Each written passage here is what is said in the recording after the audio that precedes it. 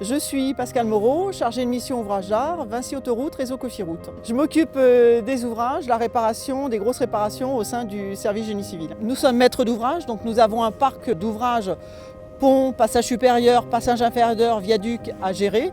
Donc on se doit de suivre ces ouvrages, d'identifier des pathologies ou des désordres, d'établir des diagnostics et ensuite d'engager des travaux de façon à les réparer pour que nos clients circulent en toute sécurité. Ces travaux sont intimement liés à la contrainte d'exploitation qui nous permet d'intervenir soit sous fermeture totale comme ce soir, soit sous coupure de voie. Donc en effet, quand on prépare un projet technique, avant tout, on sollicite l'exploitant qui nous donne les plannings de balisage possibles et on s'intègre dans ces plannings pour réaliser nos travaux.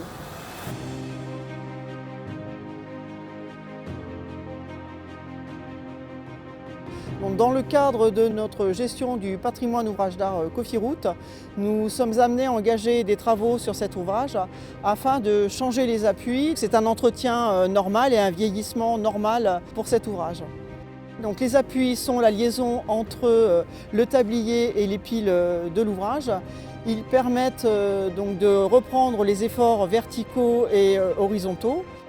On va remettre en place des appuis neufs de façon à pérenniser la structure et la durabilité de l'ouvrage. Comme c'est très technique, l'entreprise est obligée de mobiliser des moyens matériels et moyens humains en adéquation avec les besoins du chantier. Donc il y a eu une grosse phase de préparation en amont qui a duré pendant 4 semaines. Nous avons démarré par la première phase de mise en place de tous les échafaudages pour intervenir à hauteur sur l'ensemble des piles et des culées de l'ouvrage. L'entreprise a mis en place tous les vérins et tous les flexibles ainsi que tous les équipements nécessaires au vérinage.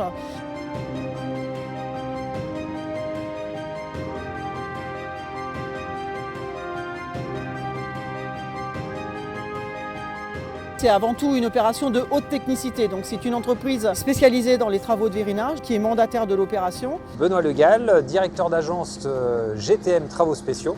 C'est donc une entité de Vinci Construction France. Et donc nous sommes sur un chantier qui consiste à relever le tablier d'un ouvrage, le PI 60, de 10 cm environ.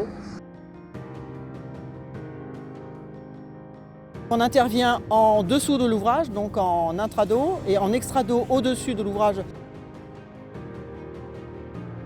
La coupure de l'autoroute a eu lieu vers 20 h. La réouverture va se faire environ vers 6 h. Donc entre 20 h et 6 h, il nous a fallu dans un premier temps raboter les chaussées, retirer les joints d'ouvrage. Ça nous a pris à peu près 2 à 3 heures pour ensuite commencer les opérations de vérinage, qui dure environ 3 heures aussi. Cet ouvrage fait environ 1000 tonnes et donc pour ce faire, nous utilisons 2 centrales hydrauliques avec 12 voies de vérinage et entre 100 et 120 vérins vont être utilisés de manière à permettre le relevage de 10 cm.